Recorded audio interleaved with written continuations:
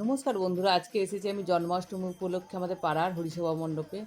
তো এইখানে হরিসেবা রাধা গোবিন্দের পুজো চলছে। এই যে মণ্ডপটা এত সুন্দরভাবে সাজানো, চারিদিক দিয়ে নানান ধরনের ভাবে সাজিয়েছে, ভীষণ ভালো লাগছে দেখে। বিশাল বড় মাঠ, মাঠের মধ্যে পুজোটা হয়। তো এখন আরতি চলছে, তো আরতিতে সবাই দেখছে, আমিও ওখানে বসেই ছিলাম। তো আরতি দেখতে উঠে আসলাম। তো ভগবানের শ্রীকৃষ্ণের রাধা গোবিন্দের আরতি চলছে, আরতি দেখছি এবং ভালোও লাগছে। তার মধ্যে চলছে হরিনাম সংকীর্তন। তো একদিকে হরিনাম, একদিকে আরতি, মানে এমন জিনিসটা লাগছে, মনে হচ্ছে যেন এর ঊর্জাটাই অন্যরকম। মানে এইসব কানে শুনতে শুনতে জায়গাটা পজিটিভ অওরায় ভরে গেছে, এরকম ব্যাপার। তো হরিনাম সংকীর্তন, এই যে মহামন্ত্র যেটা হরে কৃষ্ণ মহামন্ত্র, তো এটা শ্রবণ করা যে কত ভালো। তো এটা সে যে মর্ম জানে, সেই জানে একমাত্র এর মর্মটা কী। তো আপনারাও যারা এইসব মন্ত্র শোনেন, তারাও বুঝতে পারবেন এই মন্ত্রে কত বড় মহিমা।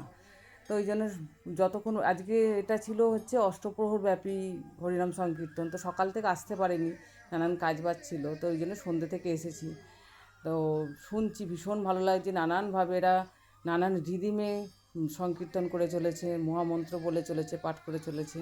তো খুব ভালো লাগছে শুনতে, মন দিয়ে শুনছি। মানে এত মধুময় লাগছে হরিনামের এই নাম।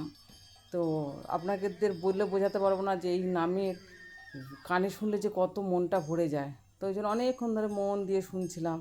চারদিক দিয়ে সবাই, অনেক বৃদ্ধ, বয়স্ক, ছোট বাচ্চারা সব এসেছে। সবাই মন দিয়ে শুনছে, কে বাচ্চারা একটু খেলাধুলাও করছে। তার মধ্যে দিচ্ছিল অনেক সময় হরিলোট।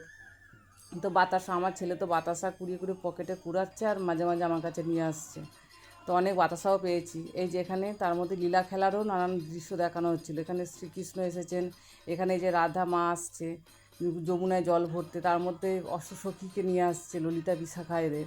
তো এই ললিতা বিশাখা যারা সেরেছে, তারা মণ্ডপেরই আয়োজকরা।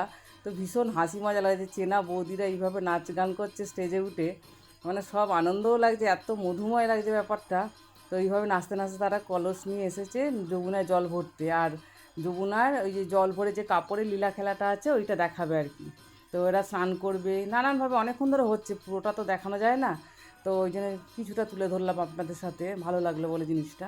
তো এইভাবে ওরা স্নান করবে, করে কাপড় মেলবে, সেই কাপড় শ্রীকৃষ্ণ এসে চুরি করে নিয়ে যাবে। সেই যে লীলা খেলা, সেটি দেখাবে। নানান লীলা খেলা এক একটা অংশ তুলে ধরছে, এক একটা যে ঘটনা সেগুলো তুলে ধরছে। তো এই ছিল জন্মাষ্টমীর কিছু অংশ। আজ তাহলে আসি, দেখা হবে পরের ভিডিওতে। টাটা।